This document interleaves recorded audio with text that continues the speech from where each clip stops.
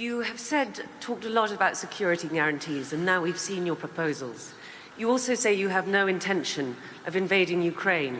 So will you guarantee unconditionally that you will not invade Ukraine or any other sovereign country, or does that depend on how negotiations go? And another question, what is it, do you think, that the West does not understand about Russia or about your intentions? Thank you.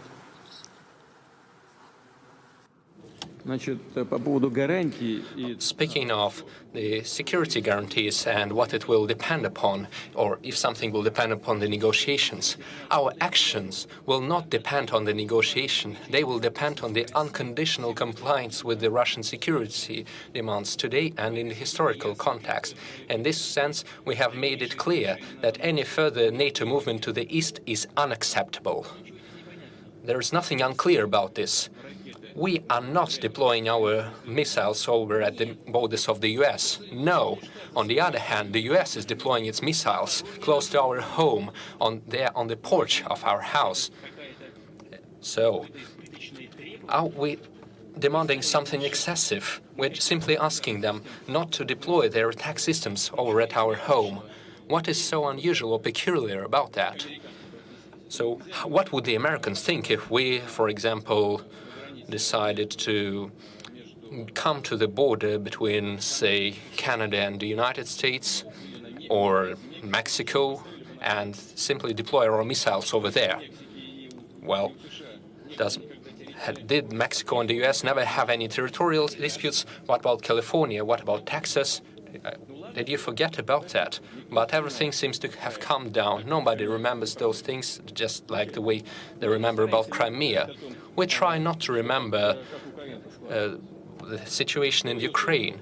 Who created that? Who started the crisis? Was that Lenin? Yes, when he declared the Soviet Union in 1922 and then the Constitution of 1924 following his death, was following the principles of Lenin. This is a matter of security, not just history. This is about security. It is not the negotiations that matter. It is the outcome, the result. I've reiterated this many times, and you're well aware that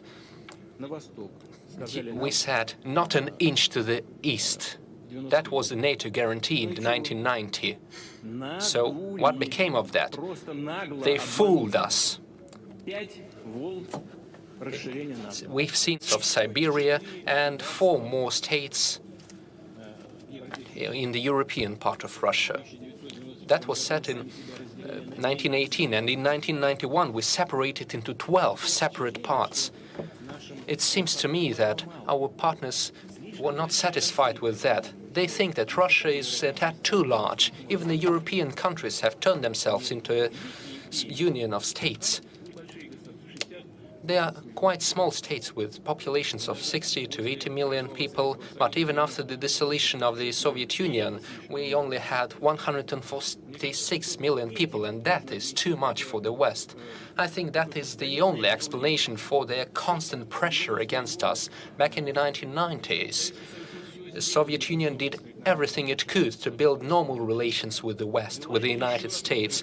I will keep saying this, and I will repeat for your viewers and listeners out there from the media that you represent. I didn't quite get that, but that doesn't matter.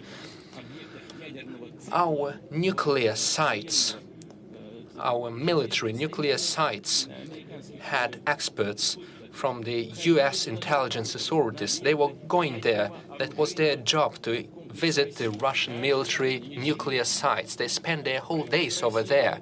And the Russian government had advisors from the CIA working inside of it. What else did you need? Why did you have to support the terrorists in Northern Caucasus and use the terrorist organizations to reach your goals and break down the Russian Federation? This was exactly what you were doing, and as a former director of the FSB, I know that. We were working with the double agents, and they were reporting to us on the tasks of the Western intelligence agencies. Why did you have to do that? You should have done something different, perhaps treat Russia as a possible ally and strengthen trust. But no, instead you tried to keep breaking us up And then you started the NATO expansion to the east. We were saying, don't do that. You had promised you wouldn't. And they say, where is it put in written form? Nowhere. Well, then F off, and we don't care about your concerns.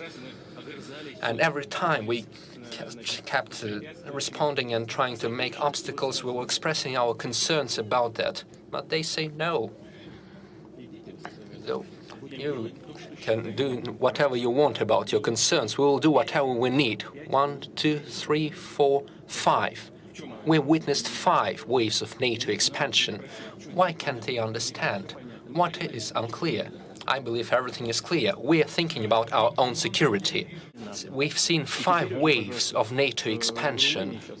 Now they are in Romania and in Poland, and they're deploying the relevant attack systems over there. That's what we're talking about.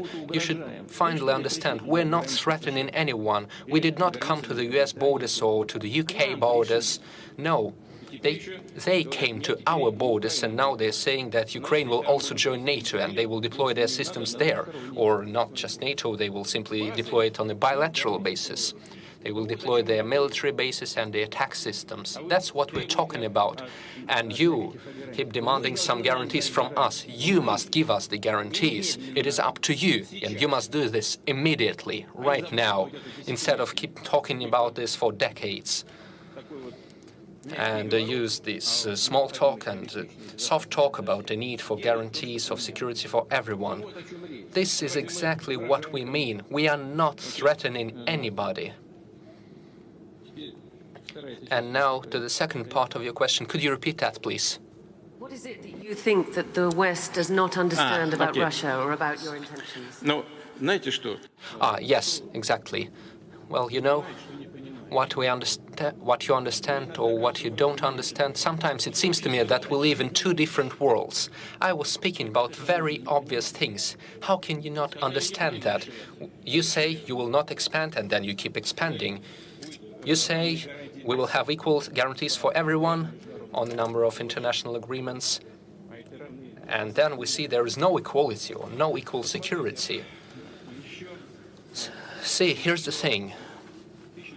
Back in 1918, one of the assistants of Woodrow Wilson, the US president, said that the whole world would feel calmer and safer if today's enormous Russia would be replaced with the states of Siberia and 4 more states in the European part of Russia.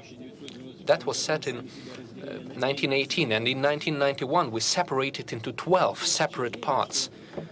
It seems to me that our partners were not satisfied with that. They think that Russia is a tad too large. Even the European countries have turned themselves into a union of states. They are quite small states with populations of 60 to 80 million people, but even after the dissolution of the Soviet Union, we only had 146 million people, and that is too much for the West. I think that is the only explanation for their constant